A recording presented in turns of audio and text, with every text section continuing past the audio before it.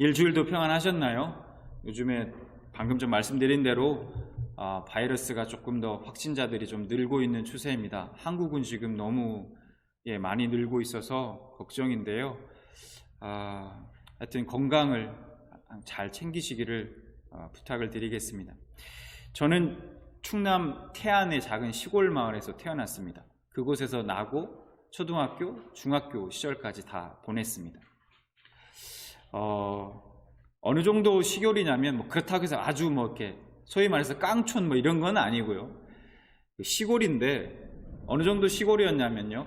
과자 이렇게 하나를 좀 사 먹으려면 한 20-30분은 걸어가야 작은 이 구멍가게 하나가 나올 정도의 그런 곳이었습니다.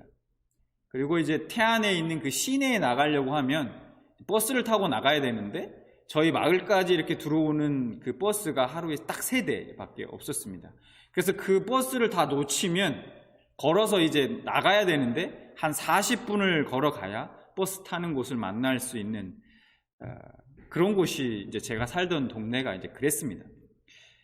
당시에는 제 집의 형편이 그렇게 넉넉지 못해서요. 어릴 때는 좀 항상 배가 고팠습니다. 그래서 친구들과 같이 이제 밭에서 무도 뽑아 먹고 가지도 따먹고 감도 따먹고 그렇게 했습니다. 제가 집에서 가끔 제가 이런 이야기를 제 어린 시절 이야기를 하면요 잘 믿지 않습니다. 60년대 이야기 하냐 저한테 그렇게 얘기를 해요. 그리고 특히 이제 못 믿는 게 가지를 생으로 먹었다, 따먹었다는 그걸 좀 믿지를 못합니다. 가지를 어떻게 생으로 먹냐 그런 얘기를 해요. 여러분들 혹시 가지를 생으로 먹어본 적 있습니까? 따먹으면 굉장히 달거든요. 그걸 몰라요. 어쨌든 잘 믿지 못한다라는 것이죠. 근데 그땐 정말 그랬습니다. 요즘처럼 놀 곳이 많은 것도 아니죠. 비디오 게임이 있는 것도 아니고 컴퓨터 게임이 있는 것도 아니고 그렇다고 놀이공원이 있는 것도 아니고 촌동네에 그런 것이 어디 있겠습니까? 동네 친구들과 모여서 그냥 딱지치기 하고 구슬치기 하고 술래잡기 하고 그렇게 놀이를 하며 놀았습니다. 그러다가 이제 시내에 이제 장이 열리지 않습니까? 장이 한 번씩 열리면 가끔씩 저희 부모님께서 저를 데리고 시내에 이제 장에 이제 갔습니다. 버스를 타고 시내에 가면 너무 좋은 겁니다. 먹을 것도 많고 구경할 것도 많고 장난감도 있고 지금 생각하면 참 볼품 없지만 작은 놀이공원도 있고요. 또 오락실도 있습니다. 시골 촌동네에 비교하면요. 먹을 것, 놀 것, 볼 것 엄청 많은 겁니다. 그래서 이 시내에 가면, 이 장에만 나가면 이 촌동네 어린 소년의 눈과 마음, 귀를 또 사로잡는 것들이 도처에 깔려 있는 겁니다. 이런 것 저런 거 구경하다 놀다 보면요 시간 가는 줄 모릅니다. 어린 마음에 이제 집에 가기 싫은 겁니다. 그래서 어머니께서 이제 볼일을 다 보시고 이제 집에 가자라고 이렇게 이야기하시면 조금만 더 있다 가자고 그렇게 때를 쓰곤 했습니다. 여러분, 이스라엘 백성들이요 이 출애굽해서 가나안 땅에 들어가기까지 40년의 이제 광야 생활 동안 하나님께 온갖 불평 불만들을 다 쏟아냈습니다. 그들의 아주 고정적인 불평의 레파토리가 있습니다. 그게 뭔지 아십니까? 자, 이런 적이 있어요. 하나님이 주신 만나를 먹다가 이제 그들이 질린 겁니다. 맨날 그것만 먹으니까 질린다, 물린다 이런 것이죠. 이제 좀 고기도 먹고 싶다는 거예요. 그래서 고기 먹고 싶다 이렇게 불평을 합니다. 그래서 민수기 11장 5절과 6절 보면 이렇게 이제 불평을 늘어놓습니다. 우리가 애굽에 있을 때는 값없이 생선과 오이와 참외와 부추와 파와 마늘들을 먹은 것이 생각나거늘 이제는 우리의 기력이 다하여 이 만나 외에는 보이는 것이 아무것도 없도다 하니. 이게 무슨 얘기입니까? 이런 것이죠. 이런 거와 똑같은 거예요. 우리 집에는 맨날 감자, 고구마 이런 것만 먹냐? 과자도 먹고 싶어요. 짜장면도 먹고 싶어요, 엄마. 맛있는 것도 좀 먹고 싶고 그렇습니다. 좀 시내에 나가게 해주세요. 좀 장에 나가죠. 태안 시내 한번 같이 갑시다. 부모님께 때를 쓰던 그런 어린 시절의 저의 모습과 별반 다르지 않는 모습이라는 거예요. 여러분, 그렇지 않습니까? 그들이 원하는 것, 자신들이 원하는 대로 원하는 것이 충족되지 않을 때마다 그들은 하나님 앞에 이렇게 원망을, 불평을 늘어놓았습니다. 우리가 애굽에 있을 때는 애굽으로 돌아가자. 늘 그들의 레파토리가 항상 이랬다라는 거예요. 여러분, 이스라엘 백성들이 광야에서 40년을 보내야 했던 이유가 무엇입니까? 출애굽한 이스라엘 백성들이 모세의 인도하에 적과 꿀이 흐르는 가나안 땅의 입구에 드디어 도착했습니다. 가데스 바네야에 도착했다는 거예요. 모세가 도착해서 가장 먼저 한 게 각 지파마다 한 사람씩을 뽑아서 40일간을 그 가나안 땅을 정탐하게 합니다. 정탐을 마치고 이제 돌아온 정탐꾼들이 보고를 하죠. 그런데 그 보고의 내용을 들어보면 여호수아와 갈렙을 제외한 10명의 정탐꾼들의 얘기가 이제 가나안 족속과 자신들을 딱 비교해 보니까 이거 도무지 승산이 없는 게임이다. 도저히 이길 수 없는 전투다라고 그렇게 평가했습니다. 이스라엘 백성들은요, 그 얘기를 듣자마자 이제 잔뜩 겁을 집어먹고 하나님께서 약속하신 그 땅을 뒤로 한 채 하나님께서 명한 그 전투를 그들은 포기해버리고 맙니다. 그래서 하나님께서는 그들을 책망하시면서 벌하기로 작정하시죠. 그래서 민수기 14장 27절 보면 이렇게 말씀합니다. 나를 원망하는 이 악한 회중에게 내가 어느 때까지 참으랴. 이스라엘 자손이 나를 향하여 원망하는 그 원망하는 말을 내가 들었노라. 28절. 그들에게 이르기를 여호와의 말씀에 내 삶을 두고 맹세하노니 너의 말이 내 귀에 들린 대로 내가 너희에게 행하리라 라고 말씀합니다. 뭐라고요? 내 귀에 들린 대로 내가 너희에게 행하겠다. 너희가 불평불만한 그대로 내가 너희에게 이루어주겠다라는 말씀이시죠. 이스라엘 백성들이 어떻게 불평했나요? 민수기 14장 2절 보면 이렇게 말씀합니다. 2절과 3절을 보면 이스라엘 자손이 다 모세와 아론을 원망하여 온 회중이 그들에게 이르되 우리가 애굽 땅에서 죽었거나 이 광야에서 죽었으면 좋았을 것을 어찌하여 여호와가 우리를 그 땅으로 인도하여 칼에 쓰러지게 하려 하는가? 우리 처자가 사로잡히리니 애굽으로 돌아가는 것이 낫지 아니하랴 라고 말씀합니다. 차라리 애굽에서 광야에서 죽는 게 낫지 왜 하필 우리들을 잘 있는 우리들을 이끌어내서 우리를 가나안으로 인도하여내서 그들의 손에 그들의 칼에 죽게 하는가라고 지금 불평을 원망을 지금 늘어놓고 있다라는 것이죠. 어김없는 레파토리가 나오죠. 그리고 뭡니까? 불평의 레파토리. 애굽으로 돌아가는 것이 차라리 낫겠다라고 또 이야기합니다. 하나님은 그들이 원망한 대로 불평한 대로 해주시겠다고 말씀하십니다. 민수기 14장 29절에 너희 시체가 이 광야에 엎드러질 것이라.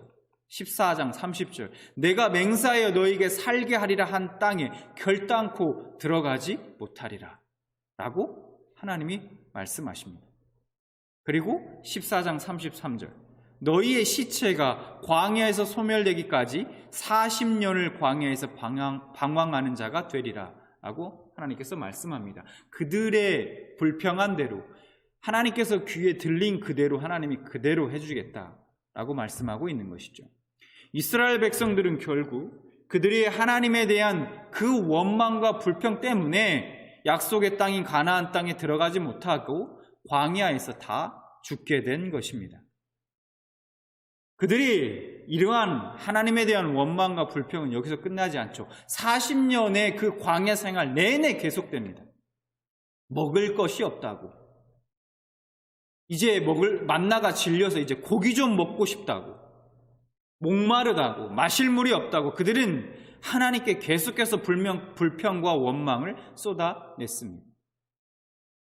출애굽기 16장 3절 보면 이렇게 말씀하죠. 이스라엘 자손이 그들에게 이르되 우리가 애굽 땅에서 고기 가마 곁에 앉아있던 때와 떡을 배불리 먹던 때에 여호와의 손에 죽었더라면 좋았을 것을 너희가 이 광야로 우리를 인도하여 내어 온 회중이 줄여 죽게 하는도다 라고 불평합니다. 출애굽기 17장 3절에는 모세에게 대하여 원망해 이르되 당신이 어찌하여 우리를 애굽에서 인도해 내어서 우리와 우리 자녀와 우리 가축이 목말라 죽게 하느냐라고 말씀합니다. 굶어 죽고 왜 우리를 목말라 죽게 하느냐? 먹을 게 없다, 마실 물이 없다, 불평하고 있다라는 것이죠. 그들의 자신들의 욕구가 채워지지 않을 때마다 하나님 앞에 원망과 불평을 쏟아놓으면서 항상 애굽에 있었던 그때를 그들은 떠올렸습니다. 그리고 돌아가자 차라리. 우리는 이런 이스라엘 백성들을 보면서요, 이런 생각을 할 수 있어요. 야, 이거 너무 심한 거 아닌가? 어떻게 이렇게 원망과 불평을 할 수 있는가? 하나님이 주신 은혜들을 보지 못하고. 우리는 이렇게 생각할 수도 있습니다.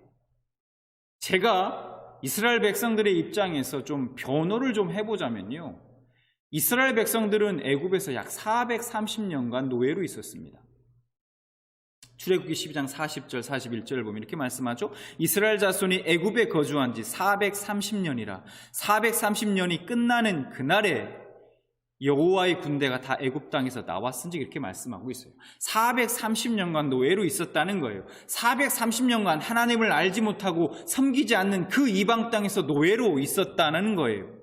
그랬던 그들이 어느 날 갑자기 그 노예 생활하던 곳에서 나왔다고 해서 하나님을 온전히 섬길 수 있을까요? 물론 애굽 땅에서 나오는 과정 중에서 수많은 하나님의 기적을 그들은 보았고 체험했습니다. 그러나 오랜 세월 그들 안에 깊숙이 배어 있는 하나님 없이 살아왔던 그들의 옛사람의 그 습성을 한순간에 버리고 해결한다는 것은 사실 쉽지 않은 것입니다. 여러분, 애굽이 우리에게 주는 영적 의미가 있습니다. 애굽의 영적 의미가 뭐냐? 애굽은 우리의 옛사람을 뜻합니다. 하나님이 없이 자신의 뜻대로 자신이 주인이 되어 세상의 것들에 취해 죄악 속에 살아온 그 옛사람을 의미하고 있는 것이죠. 그 옛사람의 모습으로는요, 결코 하나님을 온전히 섬길 수 없습니다. 이스라엘 백성들이 계속해서 하나님께 불평한 이유가 무엇입니까? 자신들이 원하는 대로 되지 않고 자신의 마음의 성에 차지 않는다라는 겁니다. 그 불평의 근원에는 하나님이 아닌 자기 자신을 섬기던 그 옛사람이 있다라는 거예요. 자신이 주인 되어 살아가던 그때가 좋았다고 얘기하고 있는 겁니다. 애굽의 때가 좋았다고 말하고 있는 거예요. 그런데 여러분, 그들이 애굽에 있을 때 진짜 자기가 주인 되어서 자신의 뜻대로 살아갈 수 있었나요? 아니죠. 그들은 애굽에 있었을 때 노예였습니다. 노예. 그들의 어떤 기억에 왜곡이 있는 거예요. 그냥 노예에 불과했어요. 그들이 아무리 자신의 뜻대로 자유롭게 살아가는 자유자라고 생각하더라도 결국 자신의 발목에 족쇄가 채워진 노예에 불과했다는 겁니다. 하나님을 섬기지 않고 살아가는 세상 사람들은요, 자신들은 자유자라고 생각합니다. 아무 것에도 얽매이지 않고 자신의 뜻대로 원하는 대로 자신의 삶을 계획하고 선택하고 살아간다라고 생각합니다. 그 누구도 자신의 삶에 간섭할 수 없고 그걸 또 싫어하고 원하지 않는다는 거예요. 내가 왜 그렇게 살아가야 하냐 하는 겁니다. 그런 스스로를 자유자라고 여기는 그들의 주장에 대해서 성경은 이렇게 선언합니다. 로마서 3장 9절에 이렇게 말씀합니다. 그러면 어떠하냐? 우리는 나으냐? 결코 아니라 유대인이나 헬라인이나 다 죄 아래 있다고 우리가 이미 선언하였느니라 라고 말씀하고 있어요.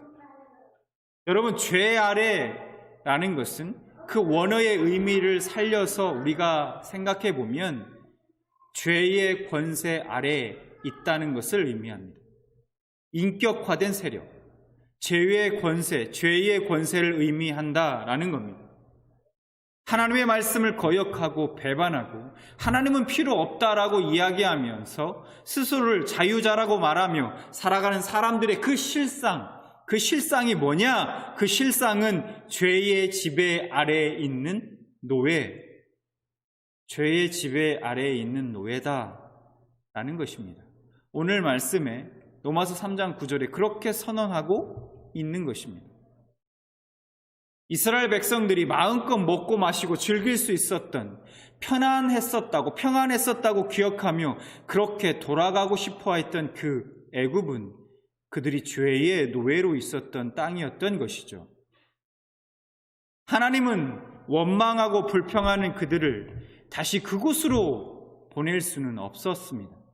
그래서 하나님이 그들을 위해 준비한 곳이 어디냐? 바로 광야였습니다. 광야는 이스라엘 백성들에게는요, 축복이었습니다. 광야는 겉으로 보기에는 절대로 축복의 땅이 될 수 없는 곳입니다. 광야는 거친 들과 메마른 땅이죠. 먹을 것도 마실 물조차 없는 아주 척박한 곳입니다. 그래서 광야에 들어서게 되면 광야를 만날 때마다 두려움과 공포와 좌절과 절망에 휩싸이게 됩니다. 심지어 숨조차 제대로 쉴 수 없는 절망 중에 죽음까지 생각하게 만드는 곳이 바로 광야라는 곳입니다. 그러나 세상의 눈이 아닌, 우리의 육신의 눈이 아닌 우리가 믿음의 눈을 들어 바라보면 수많은 하나님의 간섭하심과 그분의 베푸시는 은혜가 넘쳐나는 곳이 바로 광야라는 것입니다. 여러분, 하나님께서 이스라엘 백성들이 출애굽해서 나오자마자 구름 기둥과 불 기둥으로 그들을 인도해 주셨습니다. 낮에는 덥고 밤에는 추운 그 광야에서 하나님은 구름 기둥과 불 기둥으로 그들을 보호하시고 인도해 주셨습니다. 그뿐입니까? 그들 앞을 가로막는 홍해를 가르시고 발로 땅을 딛고 그 홍해를 건너게 하셨습니다. 그들이 써서 먹지 못하는 물을 만났을 때 나뭇가지를 던져 단물이 되게 하셔서 그 물을 먹이시고 또 반석에서 물을 내 그들의 목마름을 해결해 주셨습니다. 먹을 것이 없을 때 하나님께서 하늘에서 만나를 내려주셔서 그들의 줄인 배를 채워주셨고, 그들이 고기를 먹고 싶다, 이제 만나를 더 이상 못 먹겠다, 질렸다라고 얘기할 때 고기를 먹고 싶다는 그들의 원망을 외면치 않으시고 그들에게 메추라기를 주어 먹게 하셨습니다. 이후에 하나님은 또한 시내산에서 모세를 통해 그들에게 십계명을 주셨습니다. 그리고 광야의 여정 가운데 하이라이트, 클라이막스, 바로 이스라엘 백성에게 성막이 주어졌습니다. 성막이요. 여러분, 이 성막이 주어졌다는 의미가 무엇입니까? 하나님께서 그들과 함께 거하시기로 작정하셨다라는 거예요. 원망과 불평을 끊임없이 쏟아내는 그들에게 하나님이 성막을 허락해 주셨다. 이게 무슨 의미라고요? 하나님이 그들과 함께 거하기로 작정하셨다라는 뜻이라고요. 모세는 그 성막에서 하나님과 대면하고 하나님께 받은 그 말씀을 백성들에게 선포합니다. 성막을 통해서 내가 너희의 하나님이 되고 너희는 나의 백성이 될 것이다 라는 이 약속을 하나님께서 지켜주신 것입니다. 신실하시게. 이런 놀라운 은혜가 어디에서 주어졌습니까? 바로 광야에서 주어졌다는 거예요. 여러분, 세상의 눈으로 보면요, 광야는 좋은 것이 하나도 없습니다. 화려하고 풍요로운 애굽이 훨씬 더 좋아 보이는 거예요. 세상의 눈으로 광야를 보면 애굽하고는 비교조차 할 수 없는 것, 아주 척박하고 메마른 곳이 광야인 것입니다. 좋은 것이 하나도 없어요. 90%가 다 부정적이고 나쁜 것들 뿐입니다. 그러나 그 나머지 10% 때문에 광야는 축복인 것입니다. 바로 하나님이 함께 하시는 곳, 하나님의 은혜와 기적이 있는 곳, 광야는 머리로만 알던 그 하나님을 직접 눈으로 보고 체험할 수 있는 그곳이 바로 광야라는 곳입니다. 하나님은 오늘 본문 말씀에 이렇게 말씀하십니다. 신명기 8장 2절 3절에 내 하나님 여호와께서 이 40년 동안에 내게 광야길을 걷게 하신 것을 기억하라. 이는 너를 낮추시며 너를 시험하사 내 마음이 어떠한지 그 명령을 지키는지 지키지 않는지 알려 하심이라. 너를 낮추시며 너를 줄이게 하시며 또 너도 알지 못하며 내 조상들도 알지 못하던 만나를 내게 먹이신 것은 사람이 떡으로만 사는 것이 아니요 여호와의 입에서 나오는 모든 말씀으로 사는 줄을 내가 알게 하려 하심이니라 라고 말씀합니다. 하나님이 그들을 광야로 인도하신 이유는 이스라엘 백성들로 하여금 떡으로, 즉 자신의 육신으로 이 세상의 것으로 그것을 쫓아 살아가지 않고 하나님의 말씀에 순종하며 하나님을 섬기며 살아가는 참된 하나님의 백성 되게 하시기 위해서, 그 백성으로 세우시기 위함이었다라는 겁니다. 그러나 이스라엘 백성들은요, 그 이스라엘 백성들에게는요, 광야는 그냥 광야일 뿐이었습니다. 여전히 애굽의 눈, 육신의 눈으로 광야를 바라보니 비처럼 내리고 있는 하나님의 그 은혜를 보지 못했던 것입니다. 발견하지 못했던 거예요. 결국 어떻게 됐습니까? 그 애굽의 세대는 그 광야에서 다 죽었습니다. 여호수아, 갈렙 두 사람 빼고요. 마찬가지로 이러한 것이 우리에게 주시는 영적 메시지가 있습니다. 영적으로 보면요, 우리의 옛사람은 죽어야 한다는 거예요. 그 옛사람으로는 가나안 땅으로 절대로 들어갈 수 없는 것입니다. 옛사람은 항상 애굽을 그리워합니다. 애굽을 그리워해요. 육실의 정욕에 사로잡혀서 사탄의 종로로 타던 그때를 그리워하고 자꾸 돌아가려 한다는 겁니다. 우리의 옛사람은 계속해서 하나님의 은혜를 거부하고 지겨워한다는 거예요. 자꾸 거부하려 한다는 거예요. 이런 것이죠. 맨날 만나만 주느냐? 왜 맨날 만나만 주느냐? 우리도 고기 좀 먹게 해달라 불평하는 이스라엘 백성들처럼 오늘도 또 십자가 얘기냐? 또 십자가 말씀입니까? 그 얘기 지난주도 하지 않았습니까? 맨날 그놈의 순종, 회개해라. 또 그 얘기입니까? 또 그 말씀입니까? 이제 듣기 싫습니다. 이젠 지겹습니다. 그렇게 생각한다는 거예요. 그래서 자꾸 옛사람의 때 애굽으로 자꾸 돌아가려 한다는 거예요. 애굽에 있던 이스라엘 백성들이 출애굽했다고 끝이 아닌 것처럼 우리가 예수님의 십자가 은혜로 구원받았다고 해도 여전히 우리의 옛사람은, 우리의 이 자아는 틈만 나면 하나님을 거부하고 배반하려 한다는 거예요. 끊임없이. 그래서 우리에게도 광야가 필요한 것입니다. 광야. 하나님은 그런 우리에게 광야를 허락하신다라는 겁니다.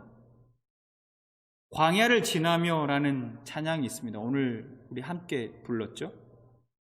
저는 이 찬양을 부를 때마다 은혜가 됩니다. 가사가 너무너무나 마음에 와닿고 은혜가 돼요.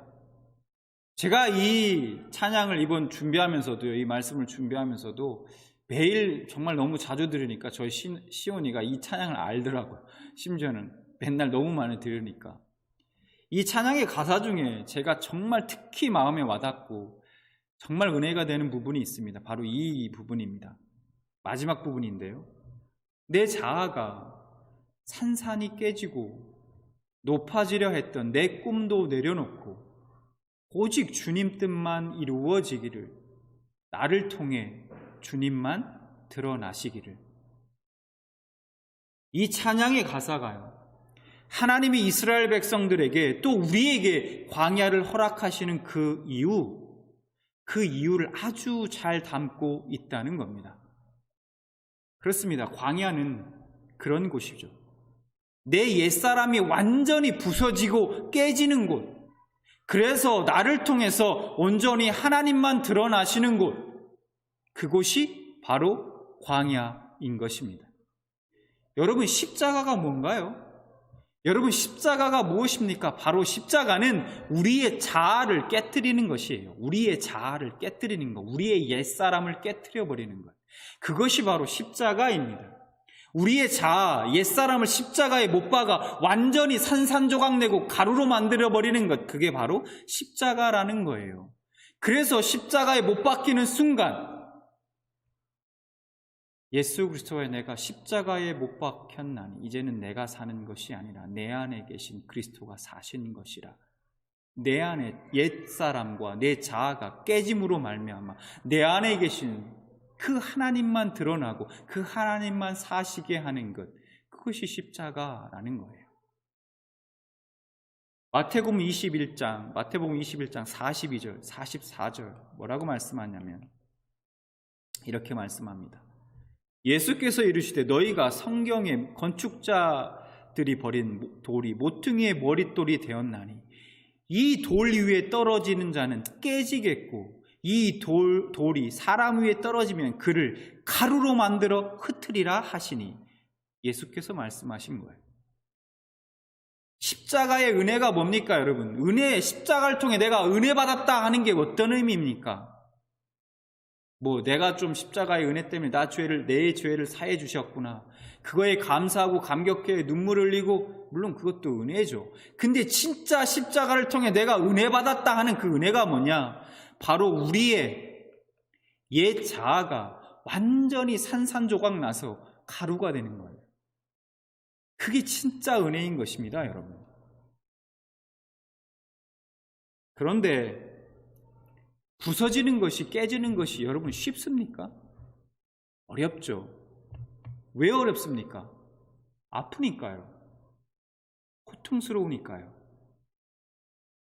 어렵죠. 눈물 나죠. 그래서 우리를 깨뜨리려 하는 이 광야를 우리의 삶 가운데 주어졌을 때 우리는 본능적으로 그 광야를 두려워하고 무서워하고 또 거부하고 싶어 한다라는 거예요. 그러나 여러분, 진짜 신앙이 뭐냐? 진짜 신앙은 우리의 이 옛사람, 우리의 자아가 부서지는 것입니다. 내 옛사람이 죽어야 하는 거예요. 그때부터 진짜 신앙의 삶이 시작되는 것입니다. 그래야 우리가 새 사람을 입고 새로운 피조물이 될 수 있다는 거예요. 그것이 성경이 우리에게 말씀해주고 있는 것입니다, 여러분. 우리의 옛사람이, 우리의 자아가 깨지고 부서져서 온전히 하나님만 바라보고 하나님 말씀에만 반응하는 그 믿음의 사람으로 세워지는 것입니다. 그래서 우리로 하여금 마침내 가나안의 복을 풍성히 누리게 하는 것이 하나님의 뜻이라는 거예요.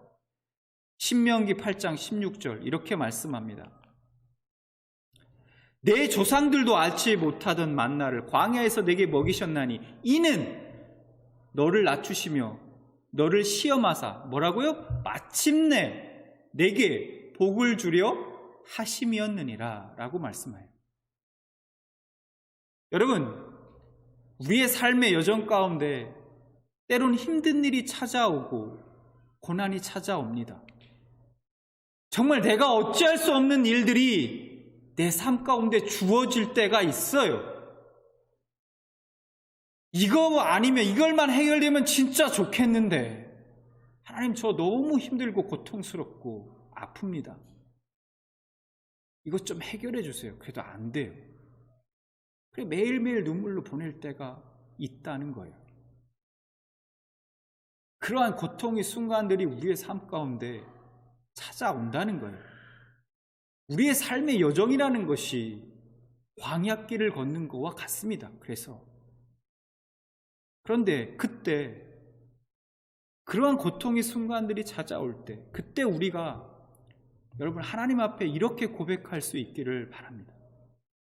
하나님, 이 고난을 통해서, 이 고통을 통해서, 이 광야의 여정을 통해서 내 안에 깨어져야 하고 부서져야 할 것들을 하나님 발견하게 하여 주옵소서. 그래서 그렇게 드러난 것들을 하나님 깨뜨려 주시옵소서. 산산조각 내어 주시옵소서. 그래서 내 안에 오직 하나님만 드러나게 하여 주옵소서. 여러분들 가운데 지금 광야의 길을 걷고 계신 분들이 계실 수 있습니다. 그럴 거예요.